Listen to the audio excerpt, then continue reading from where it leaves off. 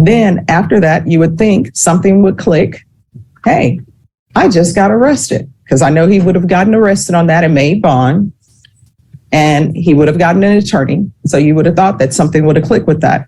But what ends up happening is on December 27, 2019, he picks up this burglary. Court will find you guilty. Court will sentence you to 5 years prison. Can I have parties announced for the record for the state? Ruben Herrera for the state. Defense? David Andre Woodard from Mr. Soto. Are you Mr. Soto? Yes. And cause number 2020 CR 2998, you enter a plea of no contest to burglary of a habitation with intent to commit assault. According to the plea bargaining agreement, punishment is to be assessed at 8 years in the prison, and the state is opposing your application. And cause number 2020 CR 3661, you entered a plea of no contest to the offense of assault, bodily injury of a security officer. According to your plea bargaining agreement, the state is requesting that punishments be assessed at 8 years in the prison. They're opposing your applications. Have both parties had a chance to review the PSI report, state? Defense? I have, Judge. Any objections to the PSI report, state? No objection. Defense? No, Your Honor. All right, any witnesses, state? None from the state. Defense? No, Your Honor, aside from the letters that are provided. All right, and for the record, the court has reviewed the letters that have been presented. The court will hear arguments, state? Your Honor, based on the defendant's criminal history, he did pick up these felony cases as well as multiple misdemeanors that are also pending involving the same family. The defendant's conduct is escalating and continues to terrorize the family, including the complainants on this case, as well as her brother, her children, and her mother. And the burglary for habitation, a burglary to a habitation case, defendants alleged to have entered the house through a open window or through an unlocked window and grabbed the child from where he was sleeping at 3 o'clock in the morning. He's shown a disregard for the safety and welfare of the complainant as well as the children in the household. And it's the state's fear that if the defendant were granted probation, he would continue to contact the family and continue to violate any no contact orders that would be entered. And we believe that the only way to ensure the safety and the welfare of the complainants are to sentence the defendant to the prison. Defense? Judge, I've reviewed the PSI and also talked to Mr. Soto this morning regarding the impact statement that's provided in the PSI, and I've asked him, since this incident, had he had any contact with the complainants? And since the incident, he stayed away from them. He does have 2 children with the young lady. He hasn't seen the children because of this incident, but he has not gone around them or their household. So I think he's shown that he can stay away from them. I don't think he needs prison to stay away from them. Since he's been on bond, since these cases have been pending, he stayed away from that family.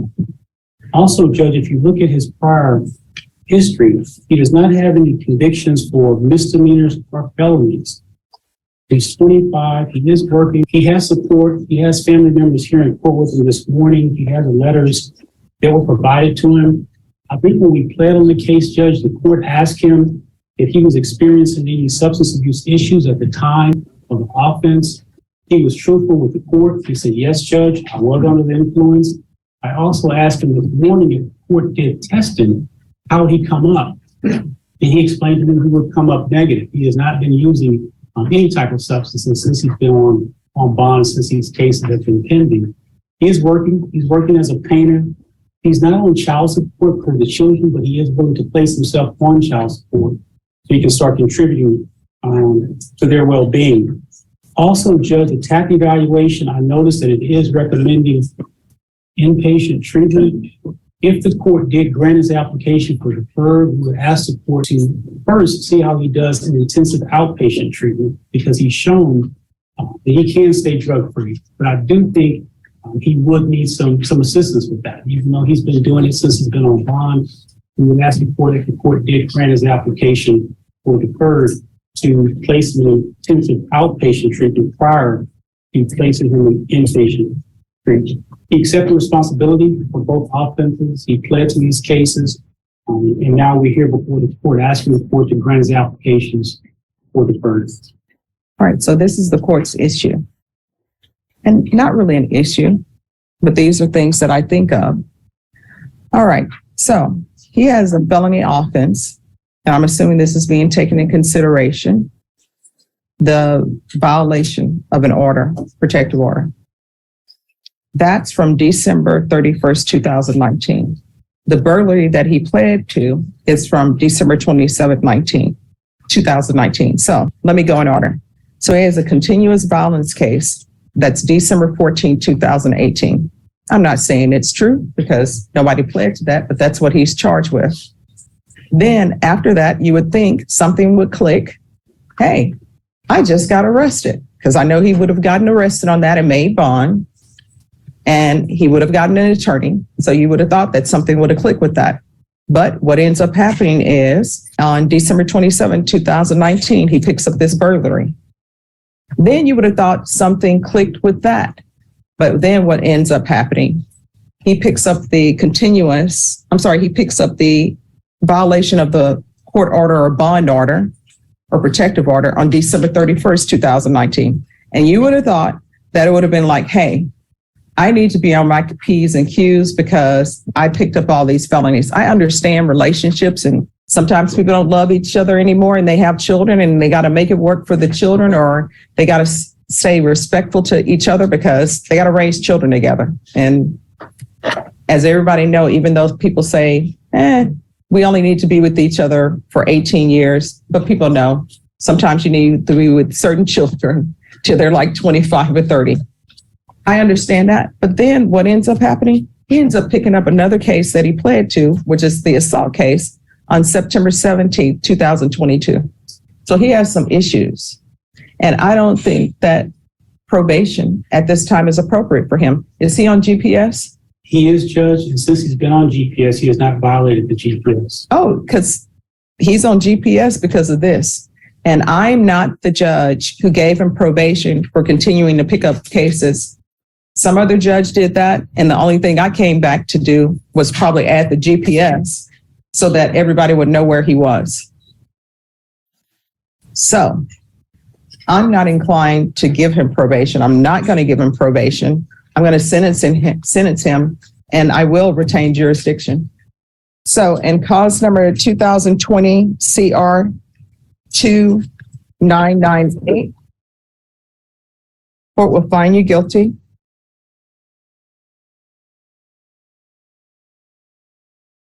Court will sentence you to 5 years prison.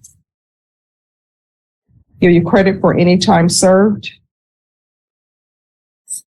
There's a $1,500 fine.